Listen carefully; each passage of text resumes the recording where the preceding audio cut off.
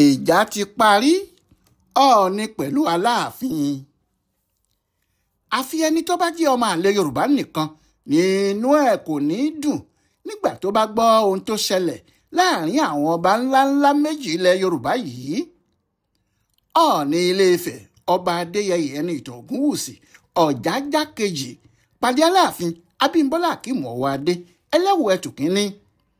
ìpàdé náà kò sì mú nǹkan kan míì dání, ìpàdé àlàáfíà ni. Ọọ̀ni àti Aláàfin dì mọ́ra wọn, wọ́n sì fi àpẹẹrẹ rere tí gbogbo ọmọ Yorùbá yóò bẹ̀rẹ̀ sí í tọ̀ lélẹ̀, ohun tó sì fa ìdùnnú ọ̀pọ̀lọpọ̀ àwọn ọmọ Yorùbá nìyẹn. Bàbá Kẹ̀síntìn Adébútú ló pè pàdé náà. Bàbá Ìjẹ̀bú ló pé ọmọ 90 ọdún. Bàbá náà ló sì fi ọgbọ́n àgbà pé ìpàdé àwọn ọba méjèèjì tó sì mú àwọn májẹ̀ẹ́bàjẹ́ ilẹ̀ Yorùbá díẹ̀ kan mọ́ra. Ó ní kí gbogbo wọn wá bá òun jẹun àárọ̀. Èkó Hotel nípàdé náà ti wáyé ní ọjọ́ Ẹtì Friday ọjọ́ 24 oṣù kẹwàá tá a wà yìí ni. Nígbà tí Ọlọ́run yóò sì ṣe, kò sí ẹnìkan tí Adébútú pè tí kò wá. Ẹ̀sìn àwọn àgbà ló pé. Láti ìgbà tí Aláàfin tuntun yìí ti jẹ lọ́jọ́ 5 oṣù kẹrin ọdún 2025 yìí, àtìgbà náà ni ó ti dàbí pé ara ò rọ okùn tí ara kò rọ adìẹ. Èdè àìyedè kò ṣáàyè wáyé ṣáá ni.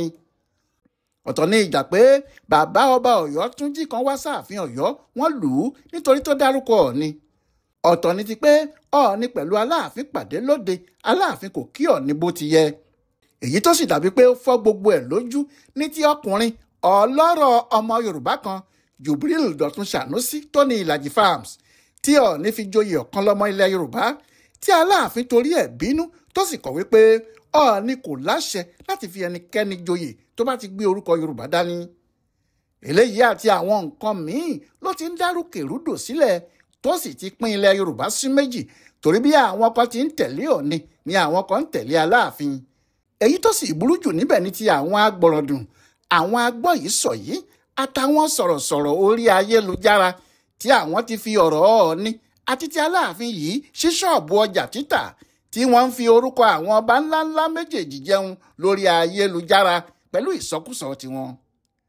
Ohun tí Adébútú Kẹ̀síntìn bàbá Ìjẹ̀bú rí nìyí, tó sì pinnu pé bó bá jẹ́ iṣẹ́ kan náà tí òun yóò fi ọjọ́ ogbó ṣe rèé, àfi kí òun ṣe ní àṣeyọrí.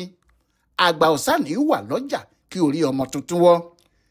Yàtọ̀ sí pé olówó àgbáyé ni Adébútú, aṣáájú ọmọ Yorùbá ńlá ni. Òun ni ọ̀dọ́lé Ilé-Ifẹ̀.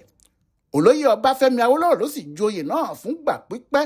Lẹ́yìn tó sì dágbére fáyé ló kan ògbólógbò lọ́ọ̀yà ọmọ Yorùbá nì G.O.K. Àjàyí, kí wọ́n tó wá gbé e fún Adébútú ní ọjọ́ 18 oṣù kẹsàn-án ọdún 2019. Èyí ni pé nígbà tí ọ̀rọ̀ Yorùbá bá dé ojú ẹ̀, lára àwọn àgbà tó tó rò ó lọ, ọba tó tó eyín irin ìfọn ní Kẹ̀síntìn Adébútú ṣe. Èyí ni ó sì ṣe ya ọ̀pọ̀ èèyàn lẹ́nu pé òun náà ni Elédùmarè lò láti yanjú aáwọ̀ láàrin àwọn ọba wa. Ní ọjọ́ gan-an náà tí bàbá tí wọ́n ń pè ní bàbá Ìjẹ̀bú yìí pé ọmọ 90 ọdún, torí ọjọ́ 24 oṣù kẹwàá 1935 ni wọ́n bí. Ọjọ́ náà ló pè pàdé ìparí ìjà Ọọ̀ni àti ti Aláàfin. Ọjọ́ ńlá kan ni fún un àti fún àwọn ọmọ Yorùbá lápapọ̀. Nítorí ohun tó ti wà nílẹ̀ tẹ́lẹ̀, nígbà tí àwọn ọba ńlá méjèèjì kọ́kọ́ rí ara wọn lọ́wọ́ alẹ́, wọn kò ṣe dáadáa síra wọn. Ṣé ìsúnmúsí nìgbètè gangan, ibi oko ẹni bá sì pín sí náà ni wọ́n ń pè ní ààlà oko. Bá a bá pàdé olódì ẹni, àátúnjókòó ẹni ṣe ni. Ṣùgbọ́n nígbà tí wọn yóò pàdé ní àárọ̀, ọ̀rọ̀ náà ti yí padà, nítorí àwọn bàbá wọ̀nyí ti ṣe gbogbo iṣẹ́ tó yẹ kí wọ́n ṣe láàrin òru. Nítorí bẹ́ẹ̀, wẹ́kúwẹ́kú lọ̀rọ̀ náà padà rọ̀, táwọn ọba méjèèjì sì fi ọ̀yàyà pàdé ara wọn. Lẹ́yìn náà ni ìpàdé náà di ìjókòó àwọn àgbààgbà. Wọn kò sì jẹ́ kí oníròyìn kan tàbí aláyọnusọ sọ̀rọ̀sọ̀rọ̀ kankan wà nítòsí, níbi tí wọ́n ti bá ara wọn sọ èyí tí jẹ́ òdodo ọ̀rọ̀. Tàbí kí làwọn ọba ńláńlá bẹ́ẹ̀ yẹn yóò máa sọ pé ó fa ìjà àjàdíjú láàrin ara wọn, tí wọn yóò sì fi di olódì ara wọn, tí ọ̀rọ̀ wọn yóò sì di èyí tí sọ ọmọ Yorùbá di ọ̀tá ara wọn.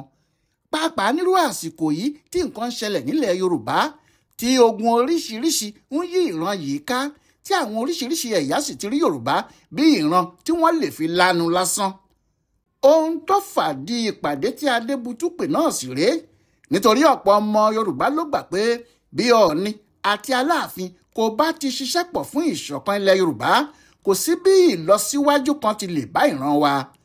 Ṣé níbi tí àwọn ọmọ ìrankíran orí ayélujára ti ń bú ìyá Ọọ̀ni tí wọ́n ń fi bàbá ẹ̀ lé, tí àwọn ọmọ aláìlẹ́kọ̀ọ́ ilé àti tòde yóò sì kí Aláàfin mọ́lẹ̀ tí wọn yóò máa pè ní ọmọ àlè tìrantìran, tí wọn kò sì ní mọ̀ pé ìran Yorùbá làwọn fi ń wọ́lẹ̀, tí wọn kò ní mọ̀ pé àwọn ń sọ Yorùbá dèrò ẹ̀yìn lójú ayé ni. Ṣé níbi tí ẹnìkan yóò ti fi Ọ̀yọ́ sílẹ̀ tí yóò lọ ṣèké ohun tójú ẹ̀ kò tó àti ọ̀rọ̀ tí kì í ṣe òótọ́ fún Ọọ̀ni nílé Ifẹ̀, àbí níbi tí àwọn àgbà àyàlú míì yóò ti lọ rojọ́ Ọọ̀ni fún Aláàfin? Ṣé níbẹ̀ ni ìlọsíwájú kan yóò ti bá wa ni? Ṣebí bí ọ̀rọ̀ bá di nǹkan nílẹ̀ Yorùbá tó di ohun tí iwájú ò ṣe é lọ tí ẹ̀yìn pàápàá kò ṣeé fẹ́ padà sí, ṣebí tí Ọọ̀ni bá jókòó ìdákọ́ńkọ́ pẹ̀lú Aláàfin lórí irú ọ̀rọ̀ bẹ́ẹ̀, ó yẹ kí ọkàn ọmọ Yorùbá balẹ̀ wọ̀ ni. Bí ìṣòro kan bá wà fún ilẹ̀ Yorùbá, kò sí ẹni tí yára parí ẹ̀ bí kí Aláàfin jókòó ti Ọọ̀ni kí wọ́n lu ọ̀rọ̀ náà pa láàrin ara wọn lọ.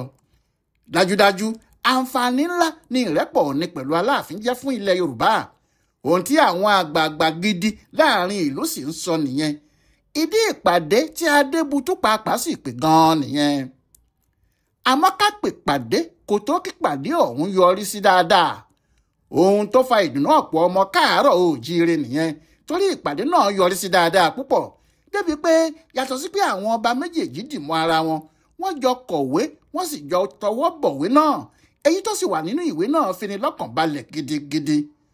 Ohun tí Ọọ̀ni àti Aláàfin jọ fọwọ́ sí nìyí.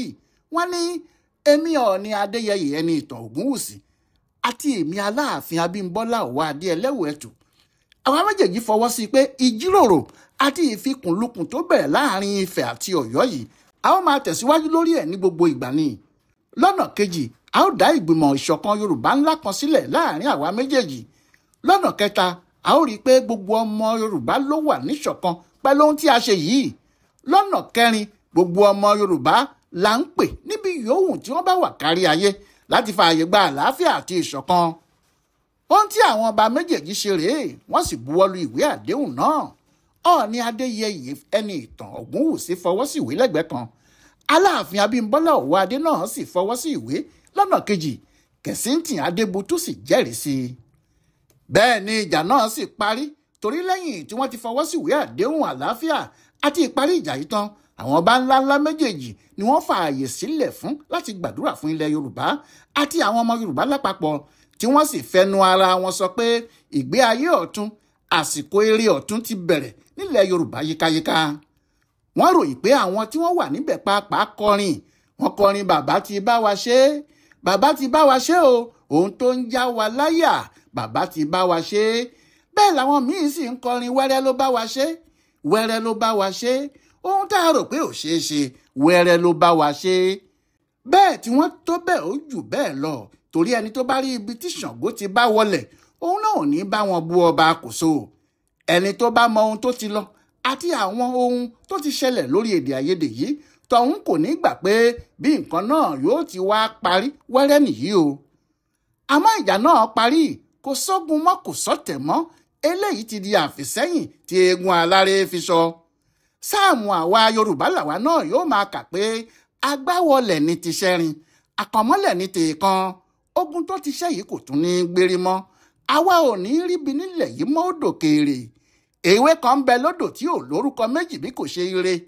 Ire, akọ̀tún ire gbogbo nílẹ̀ Yorùbá nìkan lójú wa yóò máa rí o. Àmín àṣẹ.